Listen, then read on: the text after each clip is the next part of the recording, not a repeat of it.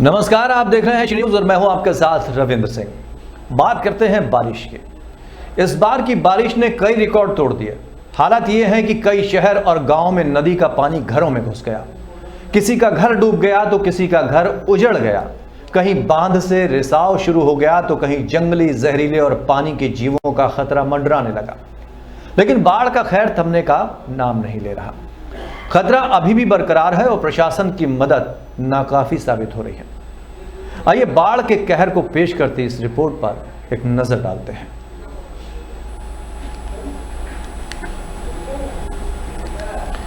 भारी बारिश और नदियों के बढ़ते जलस्तर ने गांव तो क्या शहरों तक को अपने आगोश में ले लिया है। बाढ़ के बीच न जाने कितनों लोग बेघर हो गए और कितनों ने अपनों को खो दिया। किसने सोचा था कि नदियों का पानी शहरों और गांवों की तरफ बढ़ना शुरू हो जाएगा। लेकिन इंसानी बस्तियों का बेतरतीब बसना और ग्रीन बेल्ट का कम होना अब दुष्परिणाम के तौर पर सामने आने लगा है। प्रदेश के कई इलाकों में बाढ़ का कहर देखने को मिल रहा है। बलिया में गंगा नदी का जलस्तर लगातार बढ़ रहा है।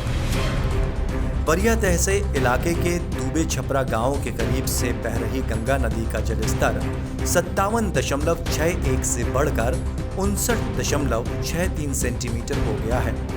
हालात ये हैं कि बलिया का टीएस बांधा, उसमें रिसाव शुरू हो गया है। यहाँ बेरिया थाना क्षेत्र के चाई छपरा, बिशुनपुरा, गुमानी का डेरा इलाके में घाघरा नदी के जलस्तर ने भी अपना असर दिखाना शुरू कर दिया है। बलिया में गंगा नदी भी खतरे के निशान से 2 मीटर ऊपर बह रही है। हालात ये है कि शवों के अंतिम संस्कार के लिए भी मुश्किलें सामने आ रही हैं। आमतौर पर श्रीरामपुर घाट और महावीर घाट पर शवों का अंतिम संस्कार किया जाता है, लेकिन अब ये इलाके भी काफी हद तक पानी में डूब चुके हैं। बाढ़ विभाग के कनिष्ठ अभियंता के मुताबिक गंगा में आई बाढ़ के कारण बैरिया तहसील के 16 से 17 गांव प्रभावित हुए हैं, जिससे लगभग 1 लाख की आबादी प्रभावित हुई है। कमलेश कहाँ के रहने वाले हैं? हम अभी कहाँ आए हैं आप लोग? लोग आए हैं ये पूछताछ करने के लिए। कितनी दिक्कत हो रही है अभी? बहुत दिक्कत हो रही है, पानी में अब गाड़ी नहीं जा रही है। उधर कोई प्रशासन की व्यवस्था यहाँ नहीं है। मजदूरी घाट जाना है, वहाँ से पानी लगा है, कुछ इधर ही जाना पड़ रहा है। काफ़ी कठिनाइयाँ हो रही हैं आप लोगों को? बहुत परेशानी हो रही है सबको। पानी के बीच में आप लोग जला रहे हैं। क्या नाम है आपका? मंगल पांडे, पांडे जी कहाँ के रहने वाले हैं? दुर्गाश्रम। क्या स्थिति है अभी जैसे महावीर घाट की? महावीर घाट का जो है आप चारों तरफ से पानी से घेरा हुआ है और मकान भी लोग रहे सभी डूबे हुए हैं। और यहाँ पर जो लाश आता है वह बहुत दिक्कत होती है। न कोई बैठने की जगह है, न पानी पीने की जगह है। प्रशासन की तरफ से कोई व्यवस्था नहीं होता है।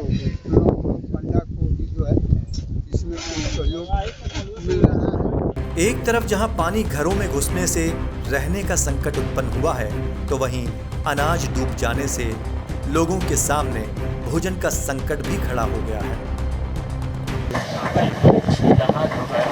कार्य हो रहा है बच्चे पर, कैसा कार्य हो रहा है? ये सर बाढ़ से पहले हम लोग पूरी तैयारियां करके रखते हैं, तो जो यूज भी हो जाता है। अब क्योंकि पानी स्तर बढ़ गया है, इसके लिए जो है हम लोग पहले से बम्बू कैरेट और रोड़ा भर के रखे। कहीं कुछ थोड़ा बहुत मिट्टी घस सकती है, कुछ इस तरह का होता है, तो हम लोग तत्काल उसको प्रभाव से मरम्मत करा दिए। आज रात में घर में ढुक जाएगा, फिर रोड पे आना पड़ेगा। देखा जाता कि कई घरों में पानी घुस चुका है। हाँ, तो हमारे घर में भी रात में ढुक जाएगा। कितनी दिक्कत हो रही है? अब रोड पे आएंगे तो दिक्कत तो होगी। कौन सी नदी का पानी है ये? ये गंगा नदी का पानी है। इसका सीमा नहीं है कितना अभी आगे बढ़ेगी। ये कब से पानी बढ़ रहा है? ये तो पानी 3 दिन से लगातार बढ़ रहा है। हम लड़के हैं, बढ़ रहा है पानी। गाँव में घुस गया? हाँ, गांव में घुस गया है। कितने गाँव प्रभावित हैं? 16-17 गाँव। पानी है यहाँ? ये गंगा नदी का पानी है। गंगा नदी का पानी हाँ, ये कब से बढ़ा है? रात में 10 बजे करीब 8 बजे से पानी बहुत तेज़ी में बढ़ता है। अब 10 बजत कुछ पूरा काफ़ी सामान हमनी के दहे बहे लग हुए छान के उन्हें रख ले बनी जा हमनी के। अब अभी सामान आधा हमनी के ही में पानी में डूबल लगे। मतलब कि अब निकाल के मतलब क्या घर वहाँ का बड़ी बुरी है साहब।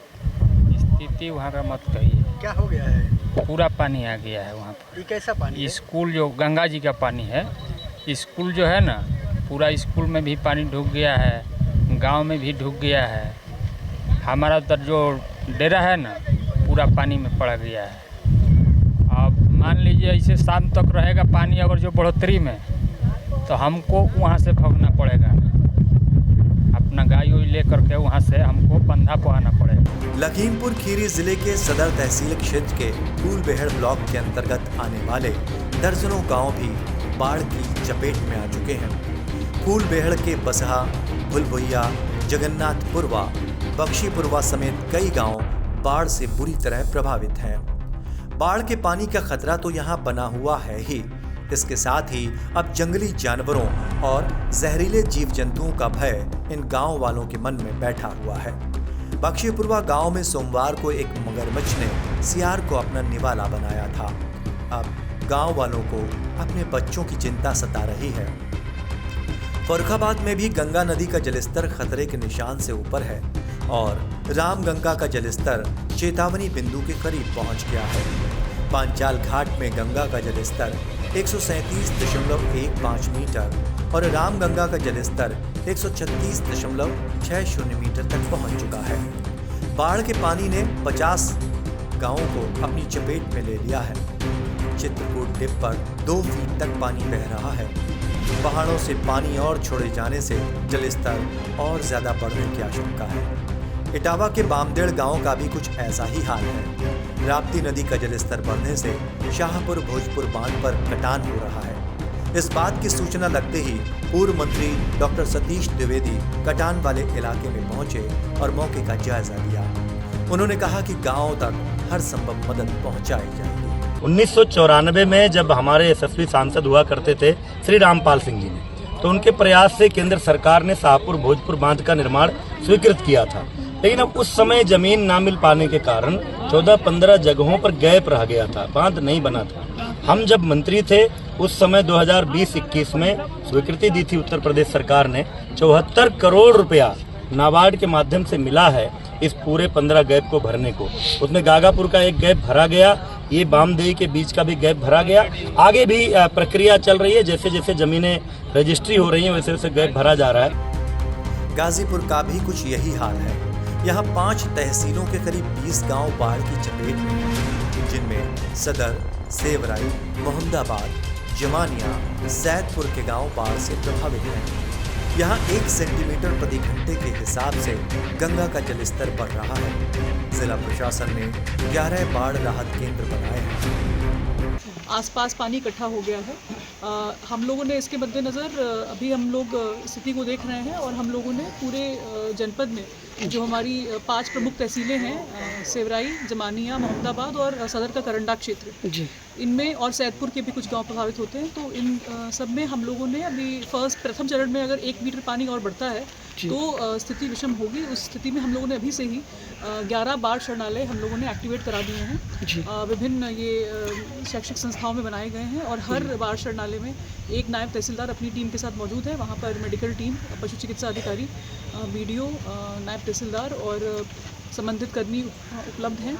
और हम लोगों ने अभी प्रथम चरण में इन सभी बाढ़ शरणालय में से प्रभावित होने वाले जो 20 गांव हैं उन पे भी नज़र रखे हुए हैं। एक गांव जो हमारा है हसनपुरा जी, वो उसकी कनेक्टिविटी प्रभावित हुई है और एक कच्चा मार्ग से लोग आवागमन कर रहे थे, वो भी अभी पानी में लग गया है उसमें। तो वहाँ पर हम लोगों ने 2 नाव लगा दी है जी। और वहीं कासगंज का पटियाली तहसील क्षेत्र का गांव नगला हसी, मूंचखेड़ा और नगला नरपत में भी कुछ ऐसे ही हालात हैं। यहाँ नदी का जलस्तर बढ़ने से गांव वाले खासे चिंतित हैं। खेतों में बाढ़ का पानी घुसने से फसलें पूरी तरह से तबाह हो चुकी हैं। पानी घरों में घुसना शुरू हो चुका है। इनकी समझ में नहीं आ रहा कि इस हाल में जाएं तो जाएं कहाँ और करें तो क्या करें। हालांकि SDM और नायब तहसीलदार ने इलाके का निरीक्षण तो जरूर किया है, लेकिन बर्बाद फसलों का कितना मुआवजा मिल पाएगा ये कहना अभी मुश्किल है। फिलहाल तो इतना ही कह सकते हैं कि बाढ़ से बेजार हो रही है जिंदगी। ब्यूरो रिपोर्ट, शेर न्यूज़।